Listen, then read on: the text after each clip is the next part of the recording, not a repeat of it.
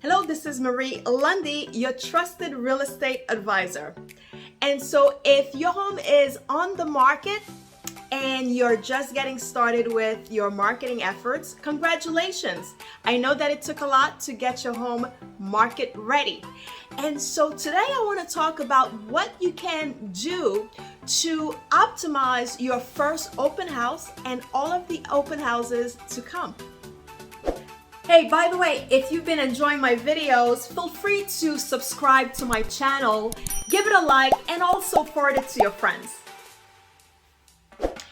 And so the first thing that I want to say is that if you and your realtor have spent quite a bit of time getting your property picture perfect and you've hired a professional photographer to take videos and professional photographs of your home, you want to make sure that on the day of the first open house and all subsequent open houses, that your home looks as close as possible as what is being marketed. Keep in mind that the prospective home buyers were probably wowed by the marketing, the photography, and the videos, and that is why they are coming to the open house in the first place. So you want to make sure you go back through the photographs and try to replicate the home for the open house, especially if you live in the property, right? So if you live in the property, you might have gotten the house picture perfect, but obviously you're living in there day to day, and it may not be a complete replica of when you first got it market ready, right? So for the open house for that day, just spend a few minutes to go through the pictures and try to replicate what the buyers will experience walking through your property. Also very important, make sure that anything of value such as jewelry, technology items, that you either remove them entirely from the property while you step out, or you put them on the lock somewhere in the property where they are going to be safe.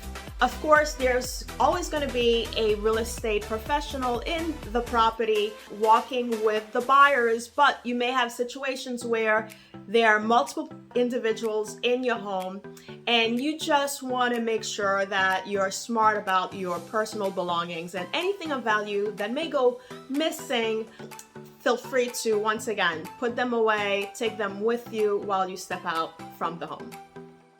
Also, other than location, the second thing that sells a home is really natural light, right? So for the open house, make sure that all of your blinds are up, all of the curtains are open. You want the house to be as bright as possible. If you have time before you leave, turn on all of the lights in the property. And so that will also help the buyers have a positive experience while walking through your home.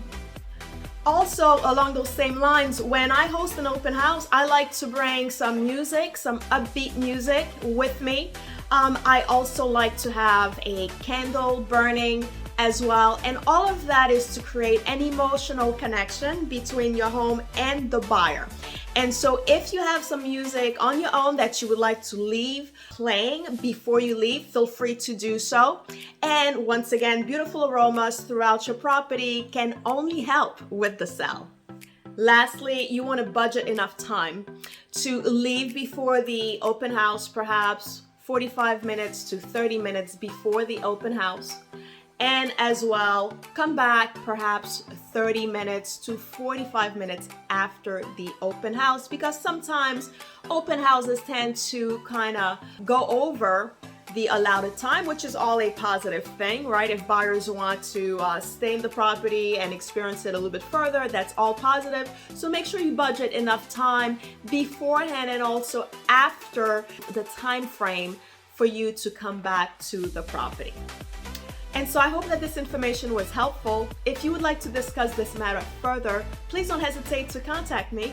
Once again, this is Marie Lundi, here to help.